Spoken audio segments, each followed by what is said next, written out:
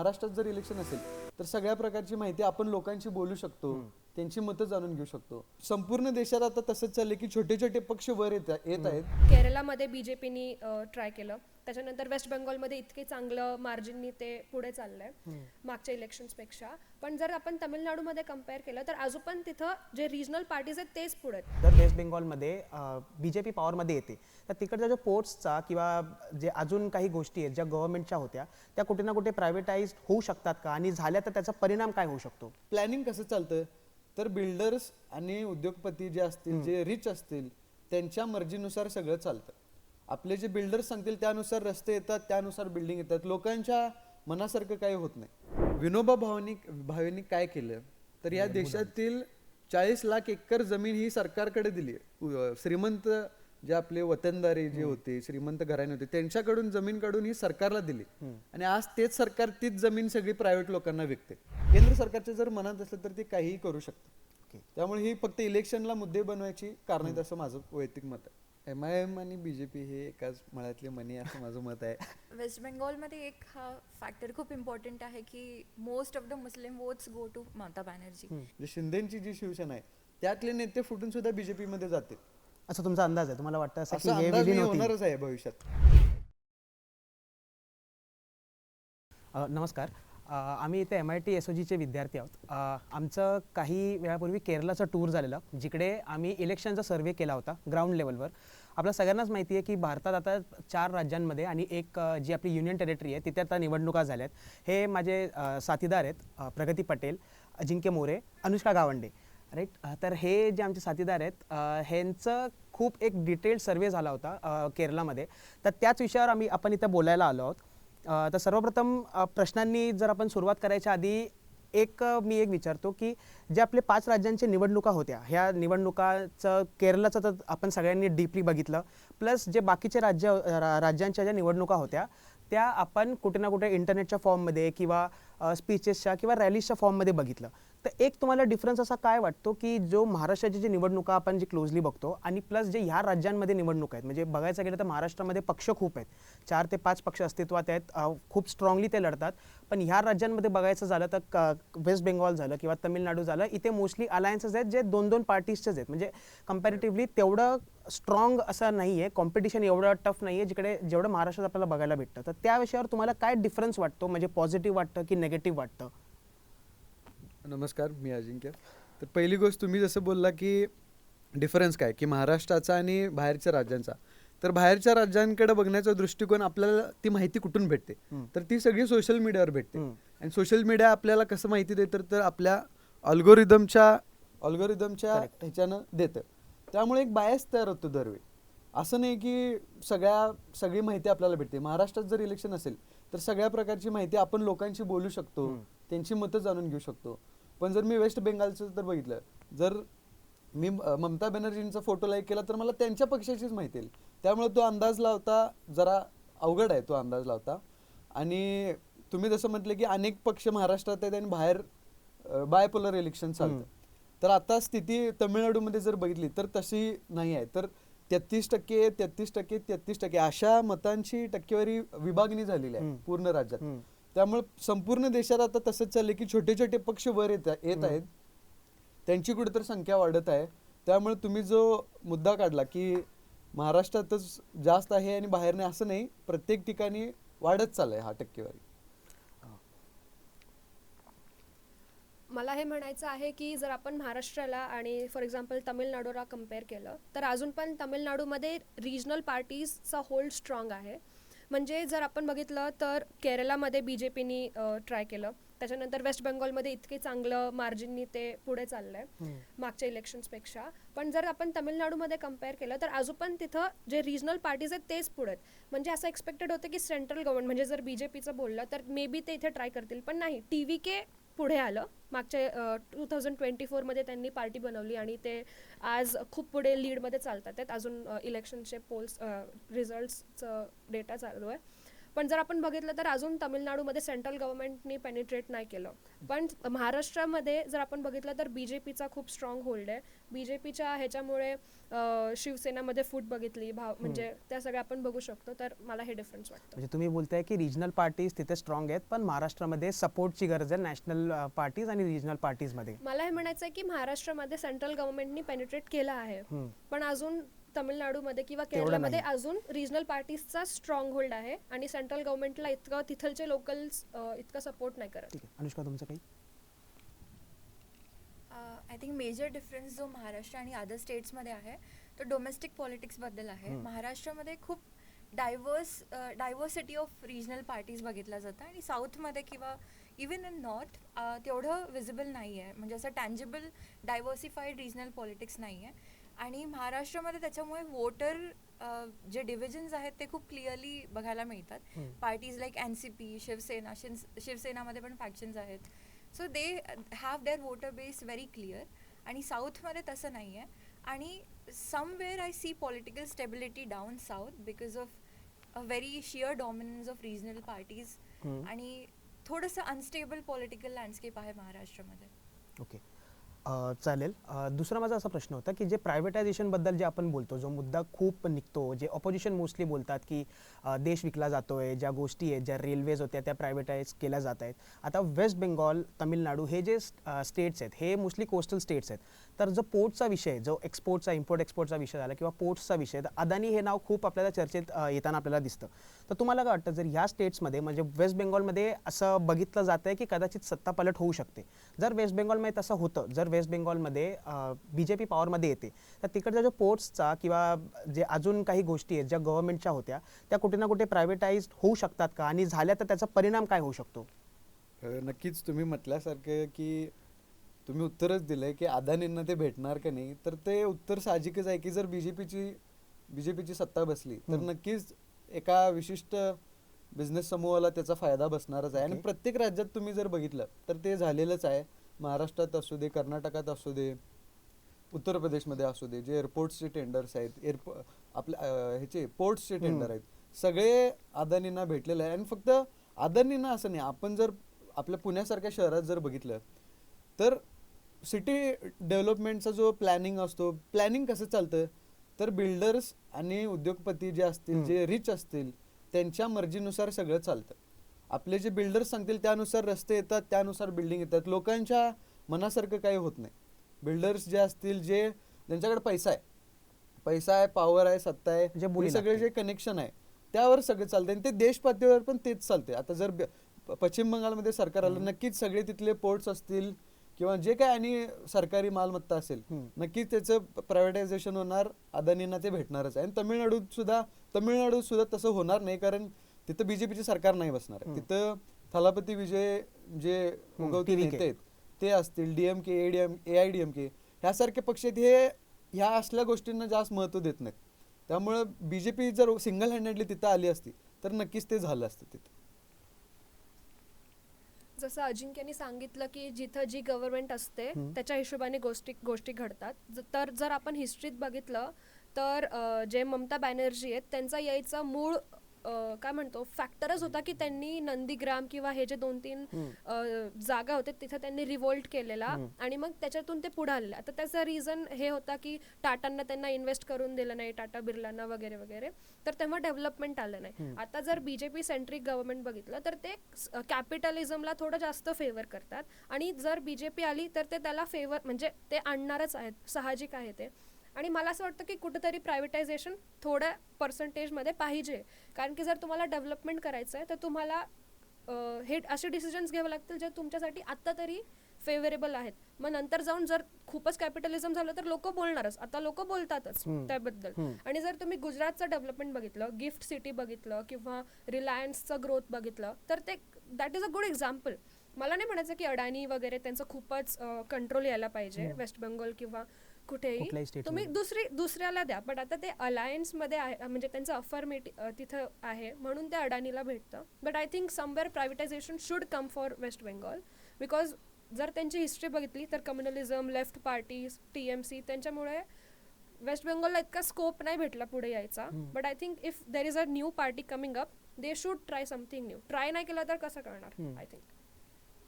आणि मला एक मुद्दा मांडायचा आहे की तुम्ही जसं बोललं की प्रायव्हेटायझेशन खूप वाढत चाललंय, ते काय त्याला तर पर्याय नाही, पण विनोबा भावेंनी काय केलं तर या देशातील 40 लाख एकर जमीन ही सरकारकडे दिली. श्रीमंत जे आपले वतनदारी जे होते, श्रीमंत घराणे होते, त्यांच्याकडून जमीन काढून ही सरकारला दिली. आणि आज तेच सरकार तीच जमीन सगळी प्रायव्हेट लोकांना विकते. जे भावे विनोबावरून शिवायच घालत असतील की मी एवढं कष्ट करून त्याचा काही उपयोग झाला नाही, ही वस्तुस्थिती आहे आपण जर बघितलं तर. त्यामुळे ते कुठं तर आपण विचार केला पाहिजे, त्याला तर कुठं एक लिमिट लावलं पाहिजे सरकारने की कोणत्या गोष्टी द्यायच्या कोणत्या नाही द्यायच्या. जोपर्यंत सगळे जर प्रायव्हेट होत गेलं तर खरंच म्हणजे पैशाचा खेळ सगळ्या देशात चालणार आहे. So I won't go into the capitalism and Adani BJP debate right now. And it is a concern for some people, the rise of elites and the rich. जेवढा आपण economic disparity वाढते वगैरे, that's a concern. But I think talking about West Bengal politics, West Bengal is a state that really needs development right now because it's a land that gave rise to intellectuals, nationalism, cultural revolution and everything. So I think right now development is a big need for West Bengal, and if any other ruling party, any alternative ruling party brings that, it's very important because आम्ही केरलामध्ये पण गेलो होतो तेव्हा migration हा issue तिथे पण visible होता, and there were a lot of people migrating from West Bengal to Kerala and from Kerala to other Gulf countries. So if any government brings in development, it's a good thing right now. ठीक आहे, म्हणजे तुम्ही बोलताय की व्हायला पाहिजे पण तेवढा एक्सटेंटमध्ये तेवढं नाही व्हायला पाहिजे. ठीक आहे. तिसरं असं होतं की आता जे स्टेट्समध्ये निवडणूक आहेत त्यातले 2 स्टेट्स हे ईस्टर्न स्टेट्स आहेत, नॉर्थ ईस्टर्न स्टेट्स, आसाम आणि वेस्ट बेंगॉल. इन्फिल्ट्रेटर्सचा एक खूप मोठा मुद्दा आहे की जो बाहेर येतो. खरंही आहे, कारण खूप मोठ्या प्रमाणामध्ये क्रॉस बॉर्डर जे लोक आहेत ते इकडून तिकडे जात आहेत. आता या 2 राज्यांमध्ये जर आपण बघायचं गेलं तर आसाममध्ये फेवरेबल आहे की BJP पॉवरमध्ये येईल, वेस्ट बेंगॉलमध्ये अजून निकाल, पण आपल्याला असं वाटतंय की कुठे ना कुठे तख्तापलट होईल. जर तसं झालं, जर या दोन्ही राज्यांमध्ये BJP झाली तर आपण असं बोलू शकतो का की जे नॉर्थ ईस्टर्न बाउंड्री आहे आपली, पूर्ण नॉर्थ ईस्टर्न स्टेट्स आहे ते सिक्युअर होतील आणि जे तिथून जे चायनाचा किंवा बांगलादेशचा जे आपल्यावरती जो दबाव आहे तो दबाव कमी होईल, असं वाटतं का तुम्हाला की असं खरंच होईल का, की हे फक्त बोलायच्या गोष्टी आहेत? मुळात आपल्या देशाची जी बाउंड्री असते त्याची जबाबदारी केंद्र सरकारची असते. राज्य सरकारला सगळा दोष आपण नाही देऊन चालत. त्यामुळं केंद्र सरकारमध्ये BJPच आहे. त्यामुळे जे जर बाहेरचे घुसपेटे, बाहेरचे बांगलादेशी, पाकिस्तानी आपल्या देशात येत आहेत तर कुठेतरी डिफेन्समध्ये किंवा केंद्र सरकारची जबाबदारी आहे तिथं कुठेतरी आपण कमी पडतो, ही वस्तुस्थिती आहे. आणि मग त्याला राज्य जबाबदार आहे. त्यानंतर केंद्र सरकार तर हेच बोलते की ममता बॅनर्जींनी आम्हाला जागा अलॉट केली नाही ते फेन्सिंग टाकायला. केंद्र सरकार कुठे ना कुठे राज्य सरकारवर हाच पॉईंट देते की तुम्ही जर आम्हाला नीट फेन्सिंग लावायला दिली तर आम्हाला जर कॉपरेट केलं, की at the end of the day जर स्टेट गव्हर्नमेंट कॉपरेट करणार नाही तर कुठे ना कुठे त्या गोष्टी कठीण जाणारच.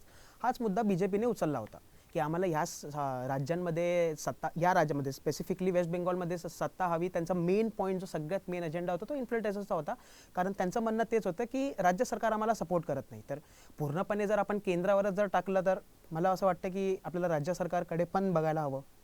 मुळात ममता बॅनर्जी आणि BJP ह्या आधीच NDAचे घटक पक्ष होते, त्यांचं आधी पटत होतं, काही कारणानंतर ते लांब गेले असतील, पण जागा देत नाही हे एक कारण झालं.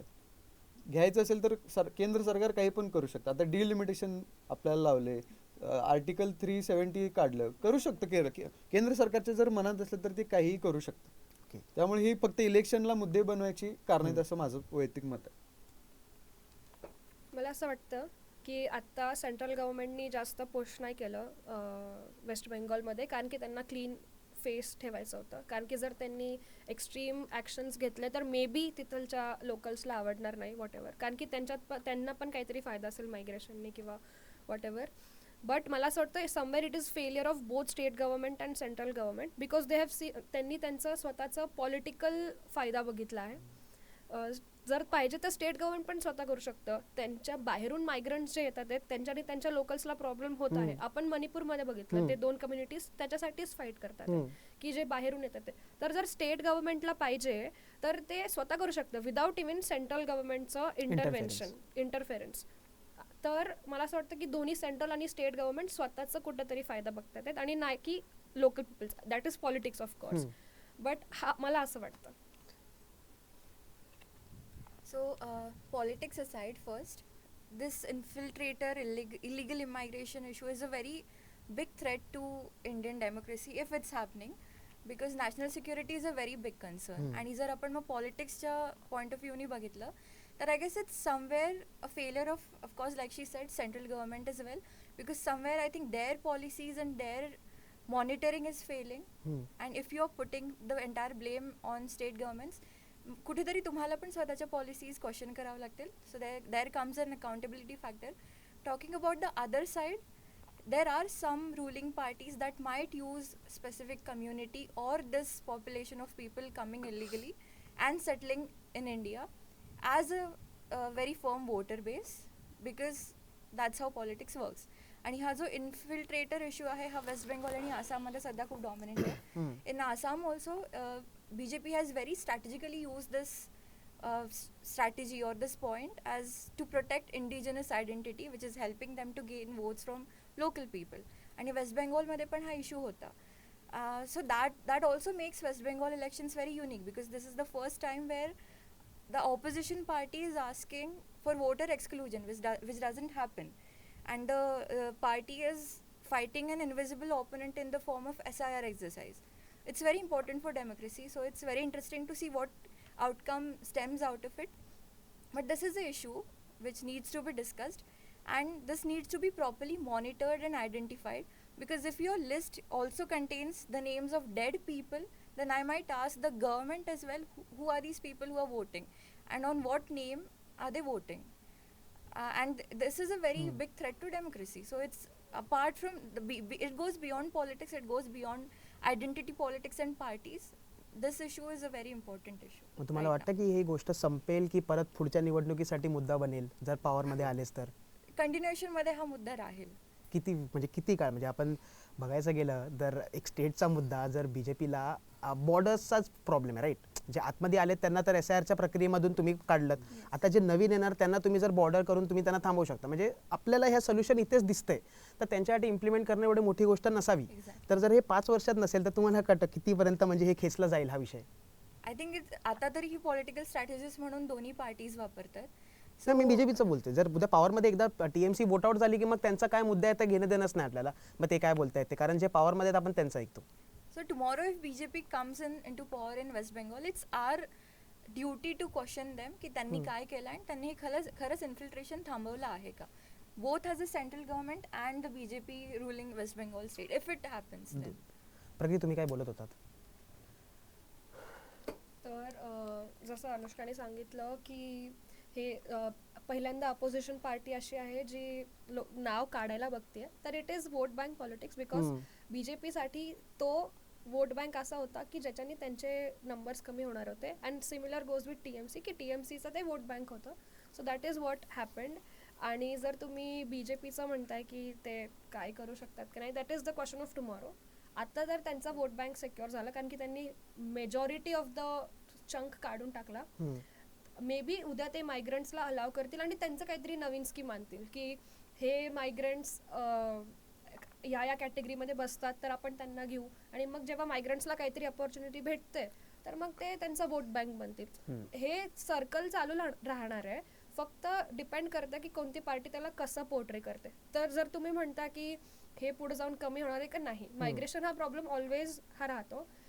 तर हा जो इश्यू आहे हा बॉर्डर इश्यू आहे, तर त्याच्यात डिफेन्सचं इंटरव्हेन्शन, होम मिनिस्ट्रीचं इंटरव्हेन्शन, CRPFचं, मग हे सगळं फॅक्टर्स मॅटर करतात. पण मला असं वाटतं की मायग्रेशन प्रॉब्लेम हा कधी म्हणजे इतका नाही थांबू शकत for some period of time, because BJPला पण पुढे जाऊन वोट बँक पाहिजे, तर ते मायग्रंट्सला ऑफकोर्स अलाव करतील in some way or the other and put it in certain category. That is what I feel. आता कम्युनिटीचा एक विषय निघाला, तर कम्युनिटी बोला किंवा आपण मायनॉरिटी बोलू, तर मायनॉरिटी हा विषय निघाल्यावर एक पार्टी माझ्या मनात येते ती AIMIM. लास्ट जेव्हा बिहार निवडणूक होती, AIMIMनी परफॉर्मन्स त्यांचा त्यातल्या त्यात चांगला होता. आपल्या महाराष्ट्रात पण जेव्हा महानगरपालिकेच्या निवडणुका झाल्या तेव्हा MIMनी मुंबई महानगरपालिका झाली किंवा त्यांची मालेगावची झाली, इथे बऱ्यापैकी यांनी सीट्स काढल्या. तर ह्या निवडणुकांमध्ये आता ज्या राज्यांचं आपण बोललो, तर केरळ झालं किंवा वेस्ट बेंगॉल झालं, इथे मायनॉरिटीजचं पर्सेंटेज हा बऱ्यापैकी आहे. तर तुम्हाला काय वाटतं इथे MIMचा परफॉर्मन्स कसं असेल? म्हणजे बेंगॉलला स्टार्टिंगमध्ये MIMची एक युती तुटलेली, त्यानंतर MIMचं एवढं काही दिसलं नाही, कुठे त्यांचा प्रचार दिसला नाही. हां, ओवेसी जे आहेत त्यांचं 1-2 रॅली झाली तेवढं आपल्याला दिसलं, पण त्याचं काही नंतर फ्रुटफुल असं काही आलं नाही. मग त्याच्यावर तुमचं काय मत आहे? MIM आणि BJP हे एकाच मळ्यातले मणी असं माझं मत आहे. एक पार्टी हिंदूसाठी, एक मुसलमानसाठी आहे. दोघांचं जर पक्षाचं कॉन्स्टिट्यूशन बघितलं तर दोन्ही सेक्युलर पार्टी आहेत असेच सांगतात. त्यामुळे बाहेर दाखवायचं एक, करायचं एक, ही दोघांचीच पॉलिसी आहे. आणि वेस्ट बेंगॉलमध्ये काम केलं तर मुस्लिम समाजाची सगळी मतं, मायनॉरिटी म्हणण्यापेक्षा मुस्लिमच म्हणा, मुस्लिम समाजाची सगळी मतं ही TMCच्या बाजूने जातील असं पण नाही आहे. तिथं काँग्रेस पण आहे आणि तिथलं स्थानिक पक्ष एक मुसलमानांच्या विषयी त्यांचे प्रश्न मांडणारा पण एक पक्ष आहे. त्यामुळे ते पण मते डिवाइड होतात, सगळे TMCला भेटतात असं पण नाही आहे. AIMचं जर परफॉर्मन्स वेस्ट बेंगॉलमध्ये बघितला तर ते चांगलं परफॉर्म नाही करणार आहेत, कारण जास्त मतदान हे TMCला जाणार आहे मुसलमान समाजाचं. मला तर केरळाचं थोडं माहिती आहे की नॉर्थ पार्ट ऑफ केरळामध्ये मुस्लिम लीग आहे, हे सगळ्यांचं जास्त कंट्रोल आहे आणि ह्यांचा सपोर्ट जे पण पार्टीला यायचं असतं हे खूप म्हणजे इम्पॉर्टंट रोल प्ले करतं. तर मला असं वाटतं की केरळा स्टेटमध्ये AIMIMचं थोडं फार असू शकतं. वेस्ट बेंगॉलचं इतकं मला कमेंट नाही करू शकत. वेस्ट बेंगॉलमध्ये एक हा फॅक्टर खूप इम्पॉर्टंट आहे की most of the Muslim votes go to Mamata Banerjee. आणि एक मोठं कारण त्याचं आहे की Muslims in West Bengal kind of एक परसिव्ड सिक्युरिटी फील करतात अंडर ममता बॅनर्जीज रूल. त्यांचं जे आयडियोलॉजिकल फ्रेमवर्क आहे वेस्ट बेंगॉल पॉलिटिक्सचं किंवा पॉलिटिकल लँडस्केप आहे त्याच्याकडे बघून त्यांना हे कसं परसेप्शन बनलेलं आहे. आणि यावेळेस because of very strong polarization, also because of BJP's aggressive Hindutva campaigning, may be they will shift more towards TMC. Extreme polls झालेले आहेत सध्या वोटर्सच्या डेमोग्राफीमध्ये पण. So I think Muslims are going with Mamata Banerjee TMC in Bengal. केरळामध्ये they are divided between UDF आणि maybe somewhat a fraction of them also votes for LDF, and there might be swing voters coming to vote for NDA because most of our surveys I came across such Muslim people who are willing to vote for NDA this time just because they want to see a political change, nothing related to ideology or anything. So yeah, it's a very diverse views and learnings from elections. You can't compare Muslims in West Bengal and their political inclinations with that of Kerala and states like Bihar or Maharashtra. Okay, ठीक आहे. आता स्थानिक पक्षांवर आपण येऊ. हळूहळू आपण असं बघतोय की स्थानिक पक्षांचं जे अस्तित्व आहे ते कुठे ना कुठे कमी होत चाललंय. प्रहार जो पक्ष, हल्लीच आपण बातमी ऐकली, प्रहार पक्ष होता, शिवसेनेत विलीन झालाय. पण तमिळनाडूमध्ये असं बघितलं जातं की DMK जो स्थानिक पक्ष एवढा जुना पक्ष असूनही आजही त्याचं होल्ड आहे. आणि BJP सारख्या नॅशनल पार्टीला पण तिथे जायला, पेनिट्रेट करायला AIDMK म्हणजे जो तिकडचा दुसरा स्थानिक पक्ष आहे त्याची गरज लागते. तर असं का त्या राज्यांमध्ये काय अशी ती आयडियोलॉजी आहे किंवा काय असे जे स्टेप्स आहेत की त्याच्यामुळे ह्या ज्या स्थानिक पक्ष आहेत ह्यांचं महत्त्व कमी होत नाही आहे, उलट दिवसांदिवस वाढत चाललं आहे? आणि ज्या नॅशनल पार्टीज आहेत, म्हणजे काँग्रेस असो आधीच्या काळात किंवा आताच्या काळात BJP किंवा पुढे जर कुठली दुसरी नॅशनल पार्टी जर पॉवरमध्ये येते तर तिला पण कदाचित गरज लागेल तिकडच्या स्थानिक पक्षांची तिथे तमिळनाडूमध्ये राज्य करायला. तर असं काय आहे की त्यांचं तेवढं महत्त्व वाढतंय? तर महाराष्ट्रात आपण जर बघितलं तर स्थानिक पक्ष जे आहेत, आपली शिवसेना असेल, मनसे असेल, राष्ट्रवादी असेल, तर कुठं ना कुठे ते स्ट्रॉंग आहेत. असं नाही की ते पूर्ण वीक झालेलं आहे. मनसेचा पण एक कॅडर आहे जो सत्तेशिवाय एवढी वर्ष राजसाहेबांच्या ह्याच्यावर मार्गदर्शनाखाली आहे. तर ते विचार म्हणजे लोकांची मानसिकता आपल्या महाराष्ट्रात जास्त काय झाली की सत्ता जिकडे तिकडे लोक असं जास्त झाले, सत्तेला प्रश्न नाही विचारायचे, सत्तेचं सगळं बरोबर आहे अशी कुठेतरी मानसिकता आपल्या महाराष्ट्रात चालू आहे. सगळेच आता काँग्रेसचं बघा, काँग्रेसमधले किती नेते गेले, शिवसेनेतले किती गेले, भविष्यात सुद्धा जी शिवसेना, जी शिंदेची जी शिवसेना आहे त्यातले नेते फुटून सुद्धा BJP मध्ये जातील असं तुमचा अंदाज आहे? तुम्हाला वाटतं असं असा अंदाज नाही होणारच आहे भविष्यात. राष्ट्रवादीतले कितीतरी जातील. त्यामुळं सत्तेच्या मागे जाणारी ही मानसिकता चालली, ती कुठेतरी थांबली पाहिजे. पण तमिळनाडूत जर आपण बघितलं तर स्थानिक पक्षांचा होल्ड काय, कारण त्यांची ती द्रविडियन आयडियोलॉजी जी आहे ती कुठेतरी चांगली अजून मनात सगळ्यांच्या रुजलेली आहे. कुठेतरी अजून ते विचार तसे करतात, फॉरवर्ड विचारांचे सगळे आहेत. आणि आता पण जो सत्तेत नवीन पक्ष येणार आहे TVK, तो सुद्धा स्थानिकच पक्ष आहे, तो काय नॅशनल लेवलचा पक्ष नाही, नवीनच पहिल्यांदाच कंटेस्ट करायला आणि ते सत्तेपर्यंत पोहोचालेत. त्यामुळे तिथल्या लोकांची मानसिकता काय आहे, ती मानसिकतेचाच फक्त फरक आहे, एवढंच, बाकी काही नाही. आणि BJP तर प्रयत्न करते की सगळ्यांना संपवत, सगळे आपल्यात समाविष्ट करायचे, विरोधकच ठेवायला नको असं बीजेपीचं एक चाललंय. ते कुठं तर लोकशाहीसाठी घातक आहे असं माझं मत. जर आपण तामिळनाडूचं बघितलं तर तामिळनाडू किंवा केरला दोन्हीचं जर आपण लोकांचं माइंडसेट बघितलं तर त्यांचं असं माइंडसेट आहे की आमचे लोकच आम्हाला समजू शकतात, म्हणून आज पण तिथलच्या रिजनल पार्टीजलाच ते अप्पर हँड देतात आणि प्रायोरिटी देतात. तर सेम जर आपण तामिळनाडू मध्ये बघितलं तर TVK आली, म्हणजे TVK पार्टी एमर्ज झाली 2024मध्ये, आणि आता जर आपण बघतो तर त्यांचा चांगला प्रोग्रेस आहे. तर ते जसं त्यांनी सांगितलं की तिथलच्या लोकांचा द्रविडियन माइंडसेट आहे आणि त्यांना असं वाटतं की तेच त्यांना समजू शकतात, म्हणून तिथलचे लोक जास्त रिजनल पॉलिटिक्सला प्रायोरिटी देतात. आणि जर आपण TVKला कम्पेअर केलं तर TVK हा पुढे आहे, कारण की समवेअर त्याला असं प्रूव्ह करायचं होतं की AIDMK आणि DMKचं खूप झालं, let me come, even I am your person, म्हणजे मी पण द्रविडियनच आहे, नॉट कम्प्लिटली पण तुमच्यातलाच एक आहे, आणि तुम्ही मला फर्स्ट प्रायोरिटी द्या. त्यांनी सांगितलं आहे, TVK पार्टीने सरळ सांगितलं आहे that I have a political difference with the regional parties and ideological difference with the BJP, म्हणजे हे पण त्यांनी क्लिअर केलं आहे. तर मला असं वाटतं की म्हणून हे डिफरन्सेस आहे. I think regional parties in Maharashtra, त्यांचा looking at ideological framework of Maharashtra, the ideologies of regional parties in Maharashtra pretty much align with the ideology of national parties. म्हणून इथे एवढा डिफरन्स एवढा नाही आहे. Talking about South politics, especially state like Tamil Nadu, it's a very ideologically driven state. Of course, like we said, Dravidian model किंवा Dravidian ideology हे खूप dominant आहे, आणि म्हणून तिथे नेहमी बायपोलर डॉमिनन्स बघायला मिळालेला आहे बिटवीन DMK अँड AIDMK. आणि आता TVK is emerging as another political force which might enter into a possible political debut as well. पण कुठेतरी त्यांचं आयडियोलॉजिकली ड्रिव्हन पॉलिटिक्स आणि personality driven politics is very dominant.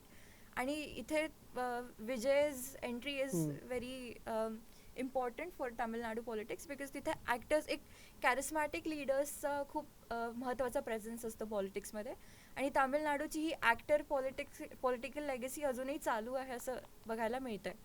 आणि because of the Dravidian ideological framework, BJP as a national party or even Congress as a national party, त्यांच्या ideological alignment तिथे खूप अशा डिस्पॅरिटीज जाणवतात, खूप मोठी गॅप आहे.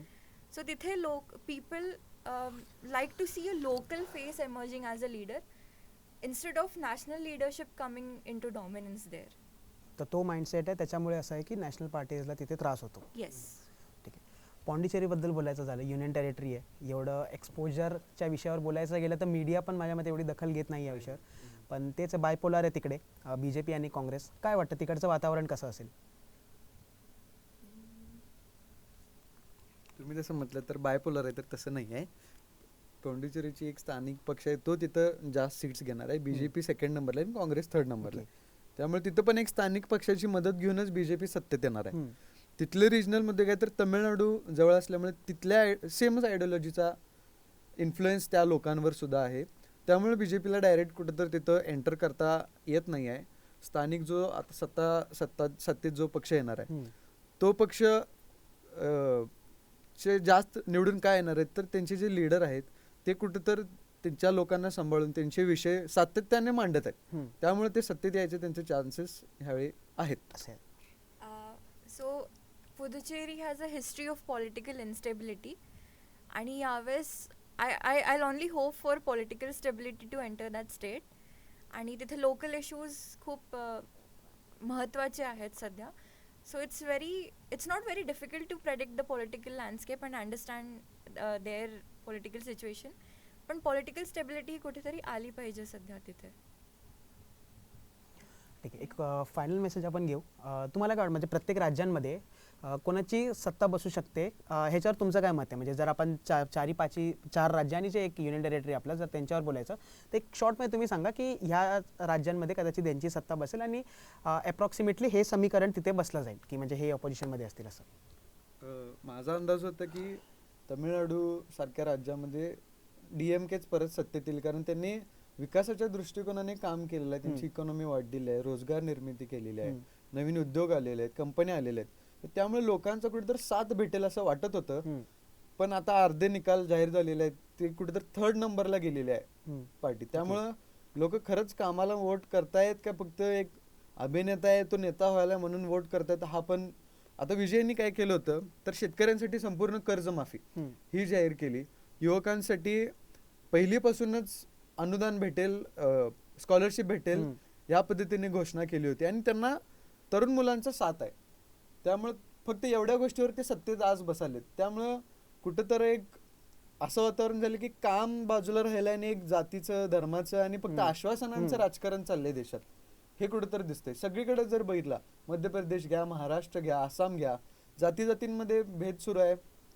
धर्माधर्मात फूट पाडायची आणि मतं एका बाजूला करून घ्यायची, ह्या पद्धतीने इलेक्शन सगळीकडं निवडून यायचं चाललंय. हे कुठेतरी देशासाठी धोकादायक आहे आणि भविष्यात हे कुठेतरी थांबवण्याचं काम हे आपल्यावर जबाबदारी आहे, आपल्या सगळ्या युवकांवर जबाबदारी आहे. त्यामुळं अशा प्रकारचा विचार केला पाहिजे की कामाच्या बाबतीत लोक कसं मतदान देतील आणि काम कसं करून नेता चांगला कसा होईल, देश कसा पुढे जाईल, या पद्धतीने आपण विचार केला पाहिजे. जर आपण ओव्हरऑल बघितलं तर पूर्ण 4 स्टेट आणि एक युनियन टेरिटरीमध्ये अँटी इन्कम्बन्सी वेव्ह दिसते आपल्याला. सगळ्यांना चेंज पाहिजे. आपण हे बघू शकतो की जिथं बायपोलर इलेक्शन्स होते तिथं तिसरा पार्टी इंटरव्हीन करते, त्यांचे वोट्स कमी करते आणि they are coming up as new face. आणि लोकांना पण ते पाहिजे, म्हणजे लोकांचं बिहेवियर पण त्यांना पण चेंज पाहिजे, त्यांना काहीतरी नवीन गोष्टी पाहिजे. आणि जे की तिसरी पार्टी ते करते सक्सेसफुली. केरळमध्ये आणि तमिळनाडूमध्ये TVKने केलं. केरळमध्ये अजून BJPचा इतका होल्ड नाही होणार मला असं वाटतं फॉर नेक्स्ट 1 or 2 इलेक्शन्स मोर. पण आपल्याला बेंगॉलमध्ये दिसलं आणि आसाममध्ये तर it is one sided I think. तर मला असं वाटतं की BJPनी कुठेतरी त्याचा होल्ड अजून वाढवला आहे कंट्रीमध्ये आणि TVKनी पण चांगलं त्याचं they emerge as a new party. आणि बट केरळमध्ये स्टील आपण हे बघू शकतो की अजून पण तिथलच्या लोकल पार्टीजलाच बायपोलर चालू आहे. अजून UDF आणि LDF मध्येच कॉम्पिटिशन आहे. Yes. So these elections, outcomes and campaigns, all these 3 factors have been very interesting this time. काही months जर आपण काही महिन्यांआधी जर बघितलं तर नॅशनल पार्टीज जेनझी हा शब्द खूप यूज करत होते. But if you look at their manifesto and their issues now, even campaigning, they are not talking about youth issues, actual youth issues जे आहेत ते. इवन इन केरला फक्त UDF हा मायग्रेशन इश्यू रेज करते, but it's still limited to their manifesto. BJP also. Assam-मध्ये there is no discussion about youth. I don't know what BJP is going to do for youth there. West Bengal-मध्ये people are campaigning with fish in hand to prove that vegetarian politics त्यांचं agenda नाही आहे and they can allow meat, they can allow their voters and people to consume meat. Even in Kerala, beef was an issue. So I think कुठेतरी governance बद्दल, issues बद्दल discussions आवश्यक आहे. Linguistic wars and identity politics have become a tool right now. Fish and beef are more important issues than youth issues right now. And kutatari polarization, like we see West Bengal, polarization is very high. So if you're fighting only for religion or on the basis of religion and identity politics, it's somewhere going to harm people and indirectly the democracy of India. Talking about the elections, to sum it up, G pluralistic democracy आहे इंडियाची, of course it's a very vibrant democracy and we are lucky to have a multi-party system with a diversity of voters, but issues discuss होत नाही आहे. So West Bengal मध्ये no matter who comes, it will be very interesting to see a paradigm shift happening, because a 15-year-old rule of Mamata Banerjee will be put to an end and BJP will be emerging there despite the demographic concerns and everything. TVK is leading in Tamil Nadu, of course. Although Vijay has a very firm youth voter base right now, तिथे पण youth issues discuss होत नाही आहेत. So I think outcomes are very predictable, but त्या outcomes मधून सुद्धा काय outcomes मिळणार आहेत for the people of India, that's a very questionable part. ते बघण्यासारखं असेल पुढच्या 5 वर्षात. Yes. मला एक शेवटचा एक मुद्दा म्हणायचा आहे की आपण बाहेरच्या देशांचं उदाहरण घेतलं, युनायटेड स्टेट्स आहे, जर्मनी आहे, फ्रान्स आहे, नॉर्वे आहे, फिनलँड आहे, तर तिथे इलेक्शन कसे चालतात, तिथे लोक निवडून कसे येतात, तर तिथे बिल्सवर चर्चा असते. म्हणजे पुढच्या भविष्यासाठी तुम्ही काय बिल्स आणणार आहे, लोकांच्या भलाईसाठी काय कामं आणणार आहे, यावर डिबेट्स होतात, ह्यावर लोकांचं वोटिंग ठरतं आणि तिथं सत्तेत नेते बसतात. पण आपल्याकडे तसं आपण मागं चाललोय, आपण वेळेच्या मागं चाललोय, ती कुठेतरी चालते. आता अनुष्कांनी जसं सांगितलं तर मच्छी खाताय की नाही हा मुद्दा आहे, बीफ खाताय की नाही हा मुद्दा आहे, भाषा हा मुद्दा आहे. भाषा चांगले मुद्दा पाहिजेच, पण हे कुठेतर मुद्दे हे आपल्याला मागं नेत चाललेत. हे कुठेतर आपण बदललं पाहिजे आणि कामाचं राजकारण कसं चालता येईल देशात याच्याकडे कुठेतर आपण लक्ष काम दिलं केलं पाहिजे. पाहिजे, लक्ष दिलं पाहिजे. धन्यवाद. जर आपण यूथचा विषय मांडला की गव्हर्नमेंट थोड्या वेळपर्यंत बोलते की आपण यूथसाठी करू, पण जेव्हा ॲक्शन घ्यायचा वेळ येतो तेव्हा काही करत नाही. तर मला असं म्हणायचं की इथं यूथ पण कुठेतरी लॅक करतं. जेव्हा आम्ही केरलामध्ये सर्वे करत होतो, वी फाउंड की 60% of the youth are apolitical किंवा नॉट इंटरेस्टेड इन पॉलिटिक्स. तर जर यूथलाच घेणं देणं नाही आहे, अजून पण मिलेनियल जनरेशनच डिसाईड करतं की पॉलिटिक्समध्ये कोण येणार, तर ते जेनझीला का प्रायोरिटी देणार किंवा आत्ताच्या यूथला का प्रायोरिटी देणार. जर आत्ताचे यूथ चांगलं क्वेश्चन्सच रेस करत नाही आणि फक्त इग्नोर करून पुढे चालून जातात, then you cannot expect from the government also की ते काहीतरी ॲक्शन्स घेतील. मग ते तर असेच मुद्दे मांडणार की जे आधीच्या जनरेशनला असे चांगले वाटतील किंवा त्यांना क्लोज, त्यांच्यासाठी तर रिलिजन वगैरे हेच इम्पॉर्टंट आहे, त्यांना थोडी आता एम्प्लॉयमेंटचं वगैरे. तर मला असं वाटतं की यूथ पण लॅक करतं. यूथ जर पॉलिटिकली अवेअर असेल, आपण बघितलं जसं अजिंक्य म्हणला की पार्लमेंटमध्ये मुद्दे डिस्कस होत नाही. मागच्या पार्लमेंटमध्ये आपण बघितलं आत्ता विंटर सेशनमध्ये तर काय मुद्दे डिस्कस झाले, वंदे मातरम वगैरे मोजून काही बिल्स डिस्कस नाही झाले. मग मला असं वाटतं की तेव्हा युथनी काय ॲक्शन घेतलं. Just forwarding a message on social media doesn't mean that तुम्हाला ॲक्शन्सने दाखवावं लागेल, तुम्हाला गव्हर्नमेंटला चेंज करावं लागेल किंवा आणावी लागेल, what ever. But this actions will show that how important for you it is as youth की तुम्हाला तुमचं स्टँड पाहिजे. जर आपण म्हणतो की इंडिया हे यंग कंट्री आहे वगैरे वगैरे, तर let youth show that what you are, then the government will take actions. Otherwise government तर आधीच्या जनरेशनलाच प्लीज करून वोट बँक बनेल. I would like to end on a note, similar note. There's a quote that says, if you don't take interest in politics, politics will start controlling your life and then you won't have any autonomy. So it's also a message for youth, and it's also a message to political parties that instead of having discussions or doing aggressive campaigns with fish in their hands or using linguistic wars as tools or doing divisive politics, talk about real issues, because we are more concerned about the governance issues there. And instead of making political hay out of personal tragedies like we have seen in Arjikar case, talk about the ruined healthcare system if it exists, and just counter the opposition or the ruling party. So that's how politics should evolve. एक अशी direction आली पाहिजे पॉलिटिक्सला जी खूप productive आहे, effective आहे आणि efficient आहे. Instead of all these issues that are being discussed, एक पॉलिटिकल केओस थ्रू आपण जर एक पॉलिटिकल प्रोडक्टिव्हिटीकडे वळलं तर खूप छान होईल. तर जसं आपण बघितलं, हे माझे जे साथीदार होते MIT SOGचे, त्यांनी खूप चांगला इन्साईट दिला. त्यांचा मेन मुद्दा अँटी इन्कम्बन्सीचा होता. त्यांचा मेन मुद्दा जो होता की यूथ्सनी कुठे ना कुठे एम्पॉवर केलं पाहिजे स्वतःला, की त्याच्यामुळे जे आपण देशाला पुढे नेऊ शकतो. तर याच मुद्द्यांवरती मला खरंच असं वाटतं की आपण जे यंग जनरेशन आहोत, आपण जे पुढचं भविष्य आहोत, आपण कुठे ना कुठे पावलं टाकली पाहिजेत, सरकारला प्रश्न विचारले पाहिजेत आणि कुठे ना कुठे जी आपली जबाबदारी देशाप्रती आहे ती आपण खूप रिस्पॉन्सिबली आपण ती पुढे नेली पाहिजेत. धन्यवाद. जय हिंद.